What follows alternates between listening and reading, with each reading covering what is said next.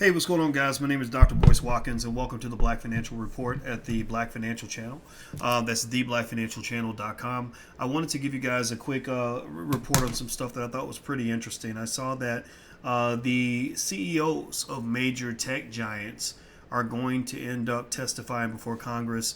According to CNBC, the CEOs of Amazon, Apple, Facebook, and Google have all agreed to testify before the House Antitrust Subcommittee, which is a big deal. This was confirmed by a spokesperson for the Judiciary Committee for the Democrats. The hearing would mark the first time all four executives testify together before Congress, though it's not clear if the event would take place in person or virtually. Testimony from the CEOs would mark one of the final steps before completing the probe, which is expected to produce new legislative proposals to reform and regulate the digital market.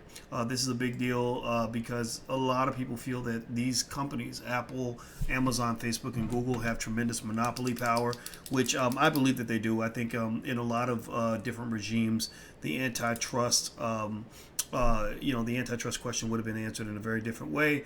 And reading here, they said Tim Cook, the Apple CEO,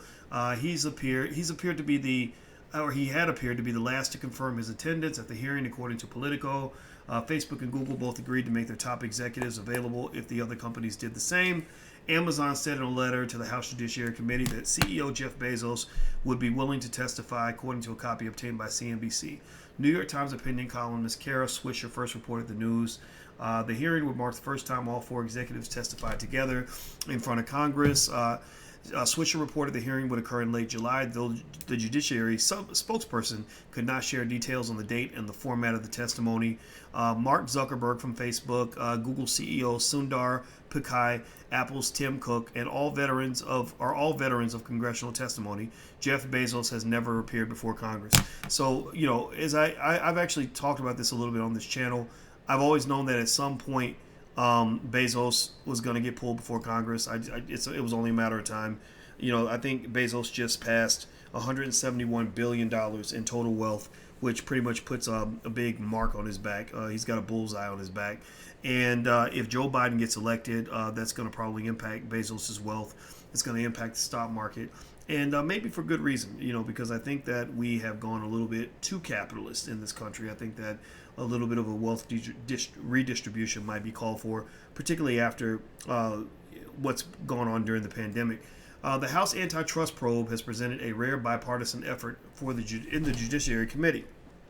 But as the panel nears the legislative phase, some Republican members have threatened to fracture that united front. Several members wrote to Judiciary Chairman Gerald Nadler in February that they, quote, will not participate in an investigation with preconceived conclusions that America's large tech companies are inherently bad, cannot be allowed to exist in society, and must be broken up. So you kind of know where they stand. The charge came after video of Nadler at a fundraising event surfaced online, where he could be heard talking about changing the distribution of power and breaking up all large companies. Politico reported that Nadler did not call specifically to break up the large tech companies, but was speaking generally about changes needed to tackle the issue of concentrated market power. Though their incentives may differ, there still appears to be an appetite from both sides of Congress to tamp down on tech's wide-reaching power. If you remember, Trump was complaining about tech companies censoring free speech, and I'd say as a black person, I know that I've been censored. I know I've been put in Facebook jail. I quoted Muhammad Ali and been put in Facebook jail for quoting Muhammad Ali. So it is kind of a weird thing. I think tech companies have way too much power. I think regulating them like utilities would be a good idea, especially Facebook. As far as Amazon goes, Bezos is just a smart guy. He understands technology and business really well, and he's done a great job building a great company.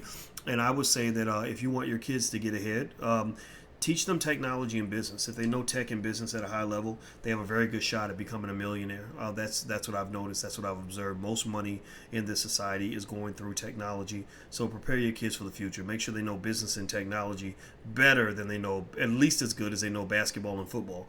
Because 99.9% of all basketball players never make a penny playing basketball, but I know a lot of tech people who are multimillionaires that you'll never even hear about. So anyway, I'm going to go, guys. I just want to give you a quick Black Financial Report. Make sure you subscribe. Don't forget, I have an options investing masterclass that starts on July 8th. If you'd like to join us, feel free to go to drboycemasterclass.com. That's drboycemasterclass.com. Or if it's too late, at some point, you can still find whatever masterclass we're putting together in the Black Business School. We've always got something good for you. So hit the thumbs up button on your way out. I'll see you guys soon. Take care. Bye-bye.